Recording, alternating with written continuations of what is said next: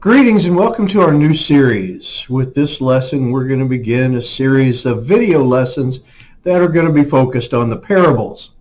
Many of the lessons that we're going to look at over the next several weeks are going to be old, familiar stories.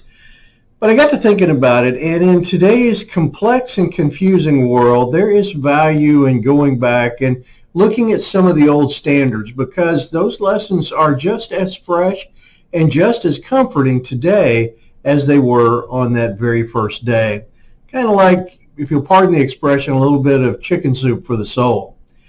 In this series, we're going to look at Jesus' parables. That's kind of the overriding theme for what we're going to be considering. But before we delve into any particular message, we're going to take a look at the concept or the ideas behind parables. Parables are quite familiar to many of us, but really, what are they? We know the title, but what is the teaching all about? In this introductory session, we're going to begin by looking at the background of parables and some keys to approaching their value, not only in understanding them in the Bible, but also in applying them to our lives. So, where do we start? Let's start at the beginning and ask the question, what is a parable? A parable is a way to teach a lesson. Typically, they are stories with an identifiable moral. When it comes to biblical parables, they've often been described as an earthly message with a heavenly meaning. So, it is a way of teaching a concept or a principle that will help us to live better.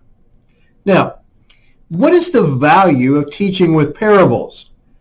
A lot of people subscribe to the Sergeant Joe Friday concept of school or instruction, and that is just the facts, ma'am, just the facts. Our culture is geared to absorbing information in logical, fact-based approaches. There are lessons to be learned, in other words, memorized.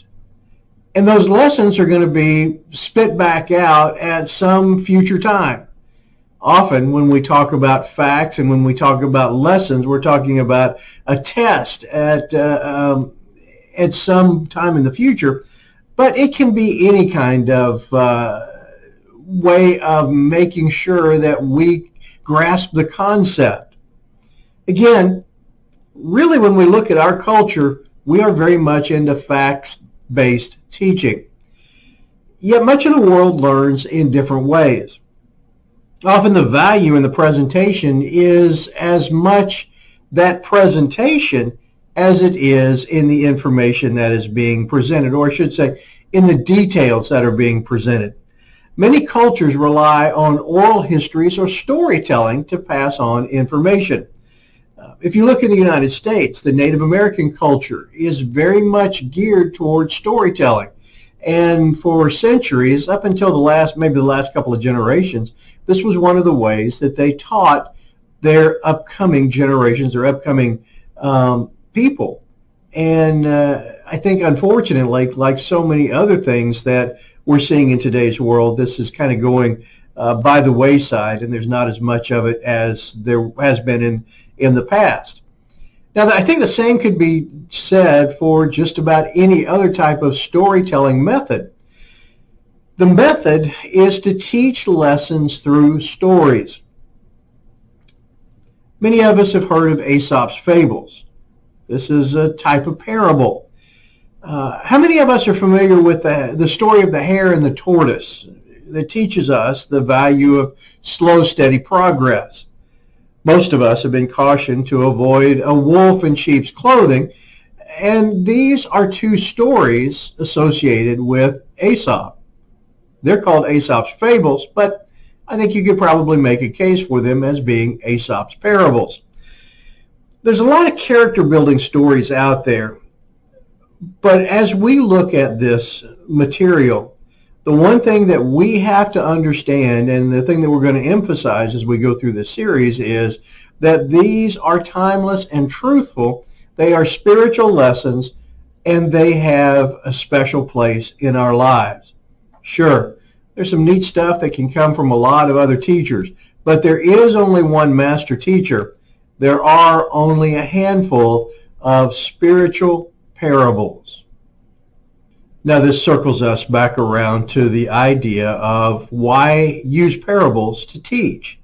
Why use stories to help people understand moral lessons, or in our case, spiritual lessons? Well, number one, they're interesting to tell, or they're interesting to hear. There's something that draws people into this story that is being told. Secondly, they're easy to remember. Go back to how many of us learned, maybe it's our history or our math or science. We really just had to commit it to memory and be able to present it in a similar form later on.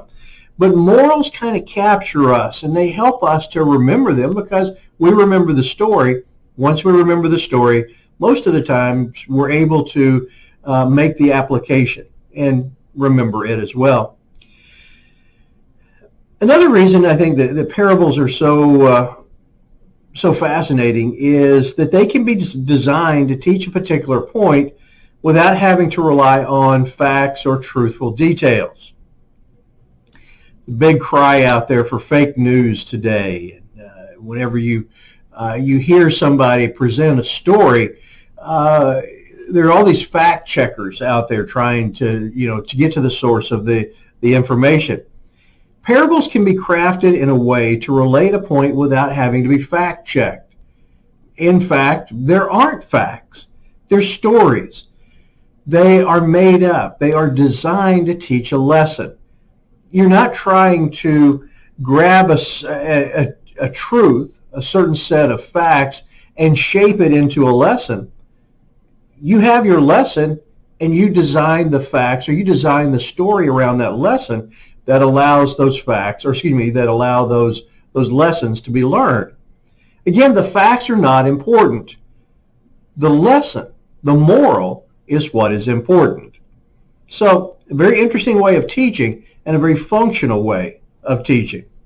Now, you look at it and you say, this should be easy. This should be good stuff. But I think there are some challenges to studying parables. Because of their unique nature, especially the biblical parables, they are inherently simple. They're designed to teach a simple lesson. They're designed to be easily remembered, but we have to keep some things in mind as we go through it. The first one is that sometimes there are cultural nuances that are different than ours, but that's okay. We're going to study some parables, and we're going to look at certain situations, and we're going to say, well, the situation is off, or the situation is wrong. That's not the point. The point is the moral, the goal, the principle at the end. Whether we agree with how we got there or not, that's not the important part. Can we remember the story? Can we remember the outcome? Our task is to appreciate the story the way it was spoken, because that is where the lesson is built.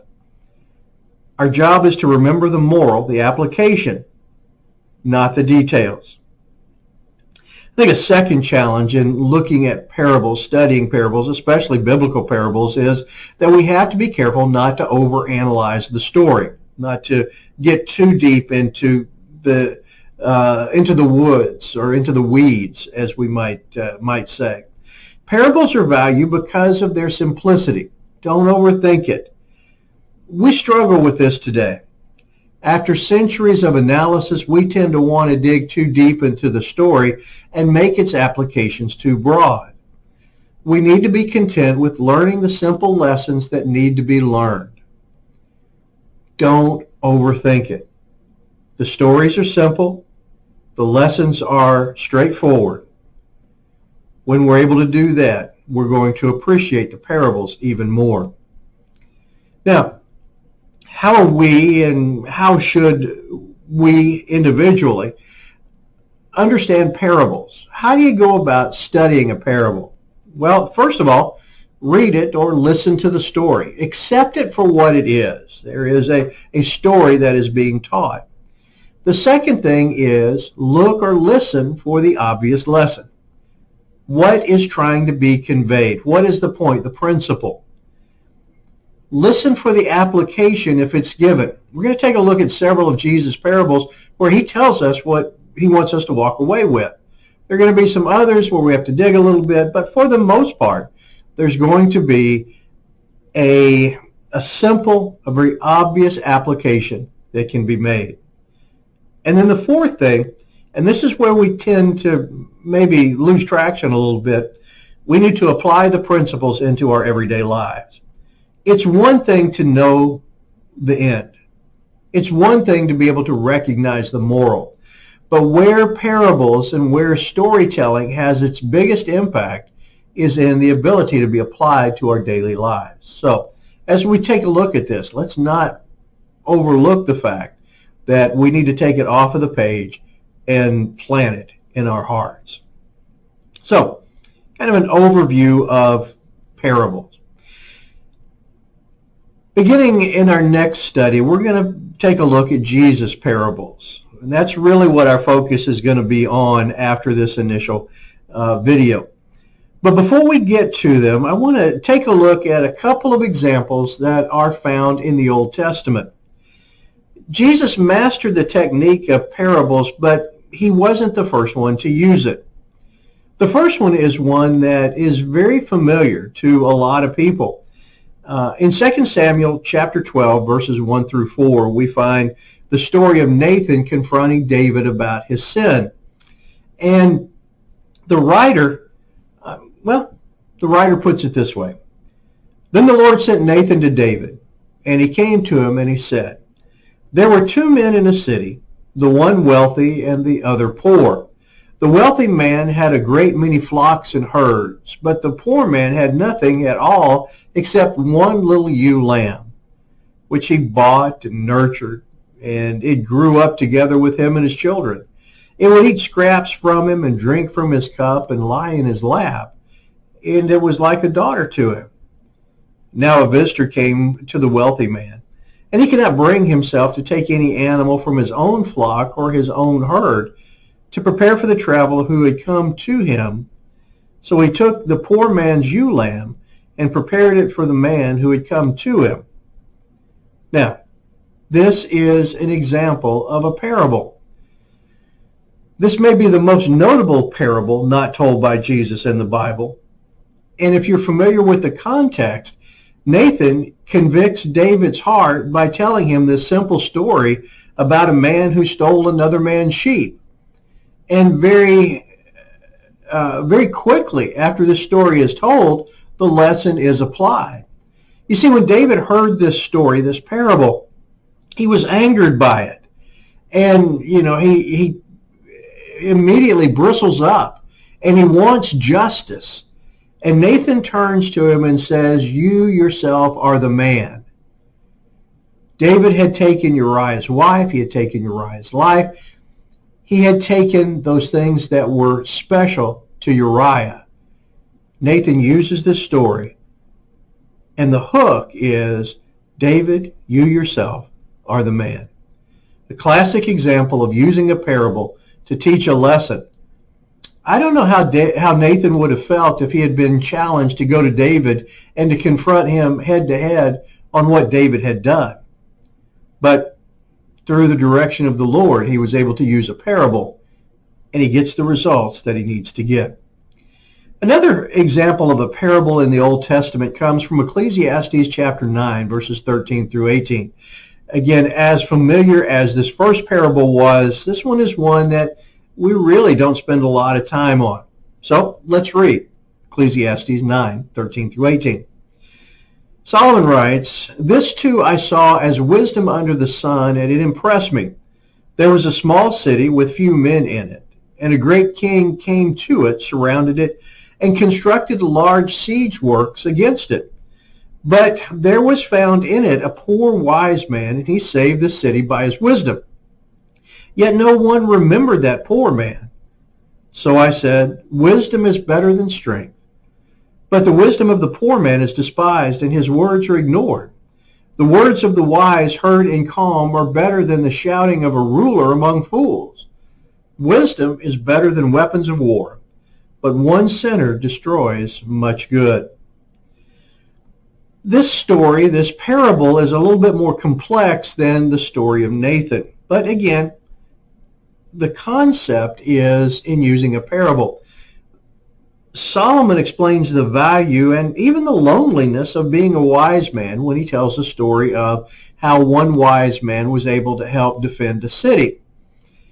When you look at the message, its wisdom can be powerful, but often it isn't rewarded. So it may not be as memorable as the one spoken by Nathan and many of the ones spoken by Jesus, but again, it uses the same type of literary effect. There are a handful of other parables in the Old Testament, but the majority of the parables are found in the New Testament, and most of them are taught by Jesus. And that's where we're going to spend our time in this series. There's a lot of debate about how many parables Jesus taught. It's probably somewhere between 30 and 50. And in this study, we're not going to cover all of them, but we're going to pick a dozen or so, and we're going to take a look at what we can learn from these parables, not just the stories themselves, but also the lessons. Our goal in this is to retell the story and then to look for Jesus' meaning. What did Jesus mean to say, or what did Jesus mean for us to take away from the story? If he doesn't directly tell us the meaning, what can we imply from the story? And again, it sounds simple, but I think the most difficult part of this is the temptation to make it too complex. But at least in the beginning, that's going to be our quest. What is the story? What is the meaning? In our next installment, we're going to pick a parable and go to work. So for now, some thought and discussion questions. Number one, what is your favorite learning style? How do you learn best? Number two, what is the value of studying and teaching in parables? Number three, which of Jesus' parables do you find most intriguing?